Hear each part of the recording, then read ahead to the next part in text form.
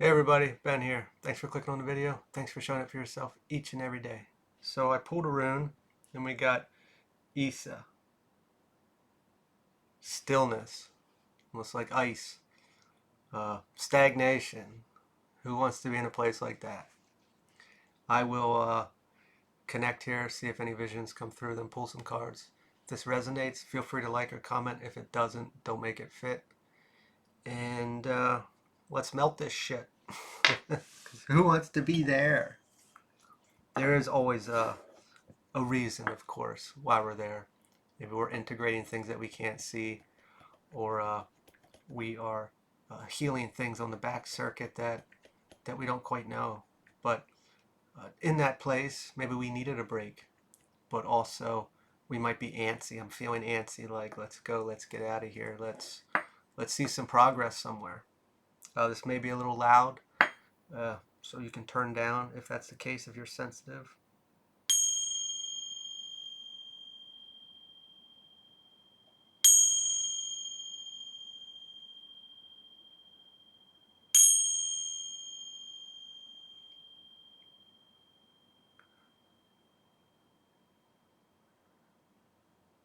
It's almost seen was like a waterfall that was flowing, but then there's like a big valve turning a pipe at the top of it off, and it dried up.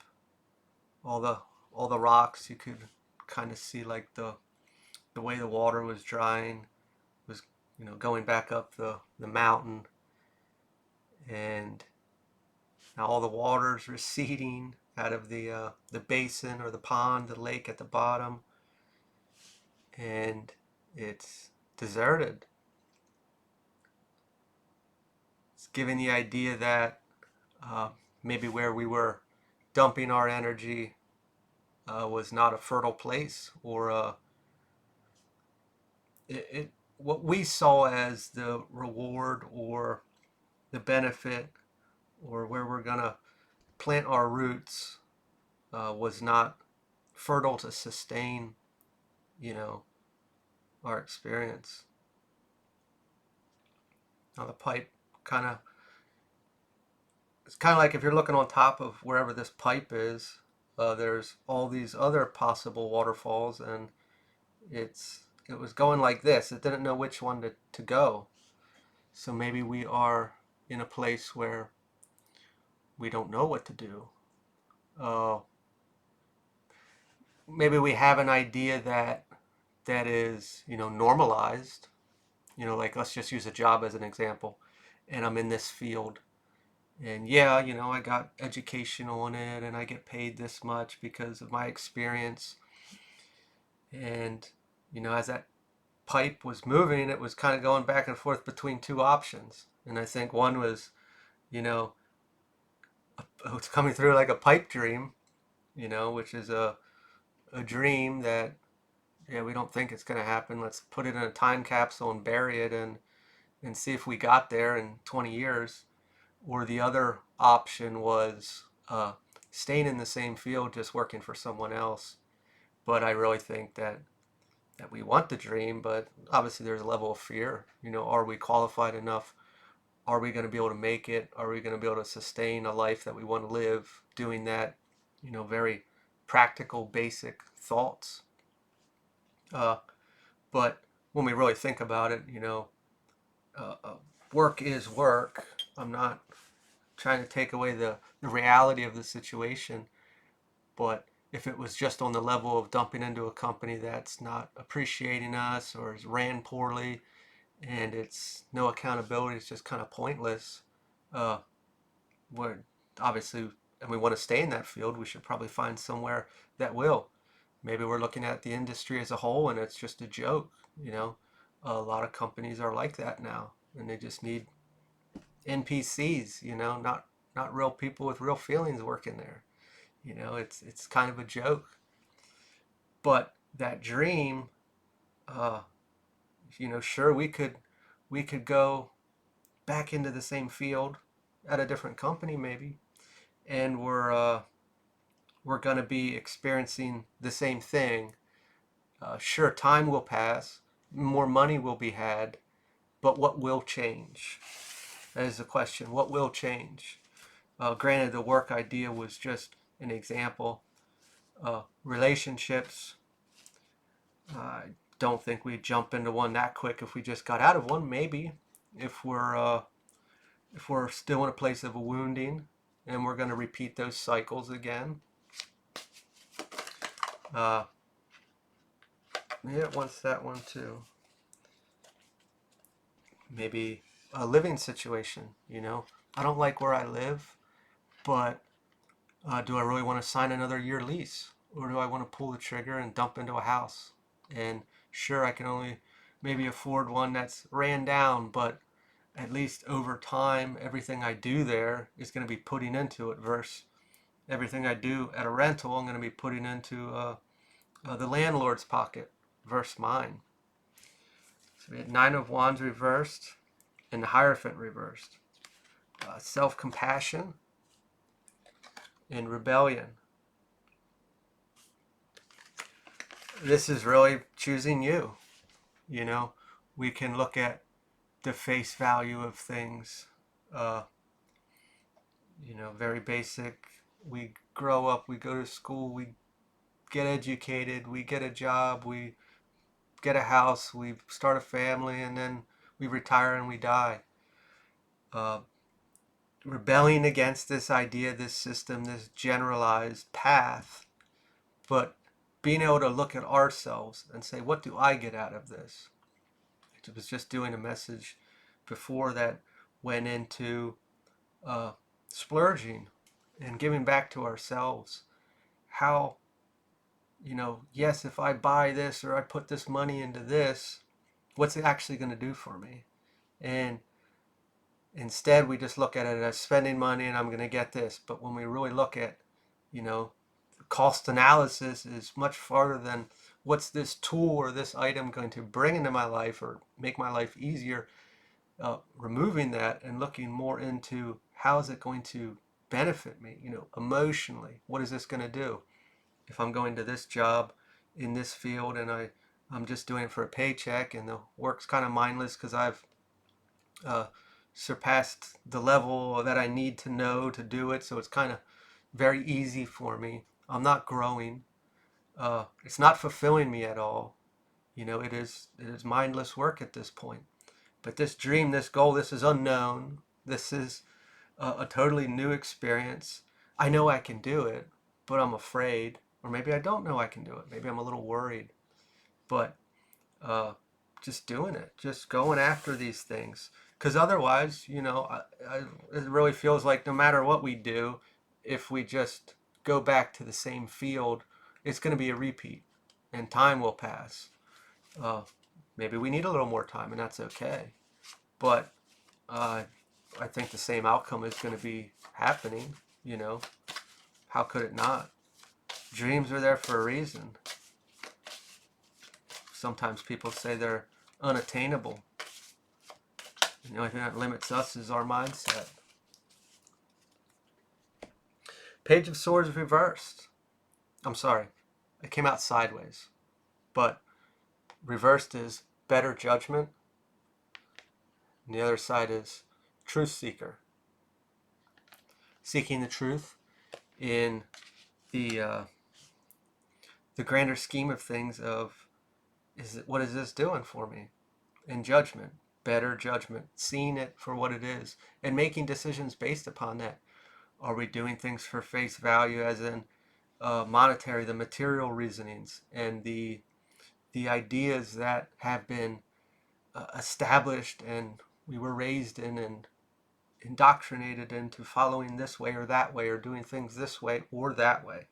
That seeking the truth and really looking at this emotional reasoning. How is it going to affect me? And not on face value, deep down inside. If it's easier, make a list. Pros and cons. But you really have to be open with yourself for it to be beneficial beyond just the face value. A lot of times we're stuck in that place. We got to go in deep and see, how much does this affect me positively and negatively? Okay, well, I'm just going to be repeating that. Maybe I'm okay with that. There's no growth in okay because that's comfort. That's safety, and that's okay. I'm not telling anybody to do anything out of their comfort zone. But when we really think about it, Uh, and also going back to the idea of I should have done this sooner. Uh, we'll never be ready. We never are because we're comfortable. Who wants to leave comfort? You know, there is this never-ending battle of I'll do this and then I'll be ready, or once I have this, I'll be ready, and uh, it'll never be ready because we're just not gonna want to leave comfort. We got two cards here: Nine of Cups, reversed, reassessment, reassessing it deeper. Maybe beforehand we had this idea and we went with the safe bet, and now we're did it for a bit and we're like, okay, well, here I am again, same shit, different day. Maybe I should reassess this or go back to comfort. And then King of Wands reversed, manipulation. This could just be our mind. We can very well do that. We can talk ourselves into anything and out of anything to validate our emotions, our feelings, our fears. We have to keep our ego or our shadow alive. You know, it's fighting to stay alive. So it's always going to be coming out and pressing on us. You know, it can be manipulating our mind because it wants to keep itself safe. It wants to keep itself alive. And what's in there? Deep-seated fears. Uh, Reassessing this and being open with it. Being like, you know what, this does scare me. I am scared to do this. But what's the benefit of it? If I do succeed and I give it my all, what is the benefit of it? And if not, what happens? Well, I guess I'm just right back where I started. So, did I lose anything? Sure, I might have lost some tangible things along the way if I did get to that point. I had an experience, I learned a lot, and at least I gave it my all.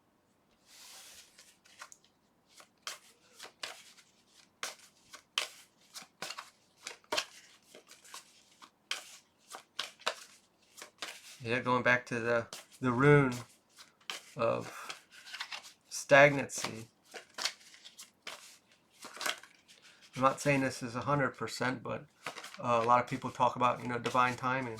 And I do think there is a push and a pull on timing and planetary alignments and whatnot. It's too many cards. But I also feel that we have a huge play in it as well. And it depends on when we heal certain aspects. Because, you know, we could say divine timing like, I finally quit this addiction, or I finally saw this people pleaser wound, or codependency, or anxiety, or depression, or, you know, whatever self-esteem emotions that we may have had, we finally broke out of it and healed it. And when I say that we have a say in it is when we finally saw things for what they are and we decided, I want to change this, or I choose me, or I want to heal this or move away from it. That is our decision. And we can continue these cycles to keep getting into experiences that validate these wounds, or these, you know, our shadow. And we can stay there because it's what we're used to. But until we finally say, you know what, I'm done. And sure, that might be all planned out in our life path, but I think it's up to us. We finally get upset enough to choose us. And I think that's where it all starts. It starts with this bit of anger because we're fed up. And a lot of things take place there. We can look at anger as, you know, bad, toxic, and things, but when we get it inside, we finally are fed up with our circumstances. And that's enough energy to change something. Otherwise, we can be sad and depressed in it, and we're not very motivated at that point. We're keeping ourselves in a victim place, and we're okay with that, and we're giving back to ourselves of, you know, how much this hurt. But when we get angry enough, we finally say, okay, I'm going to stand up for myself. I'm going to change this. I'm going to take this power that I have and I'm going to do something with it. And we get there, Ace of Cups reversed, repressed feelings, looking at these, dealing with these, focusing on these. What is holding us back? It's fear. How could it not be? Uh, we can say other emotions, but I really think fear is the deepest seated one that leads to just about everything. You know, it's always in there. When we ever want to describe any emotion, I really think fear is in every one of them if we really dissect it. And it's a real thing. We were trained to live by it. It is in everything. It guides us in everything. And until we look at that and want to see it for what it is, and then do the comparisons, if it's easier, uh, we can compare, you know, following this old way or going this new way. You know, what are the benefits? What could I escape from that is limiting me or holding me by going this new path? Otherwise, I'll probably stay in stagnation that I might see it, you know, same old repetition, and I'm not getting any fulfillment. There's probably more uh, stress or idiotness that I have to deal with versus going this different path. And it could be a complete life change. But is it worth it? I think it is. You be the judge. I'll leave it there. If this resonated, feel free to like, comment, share, or subscribe. And I will talk to you all later.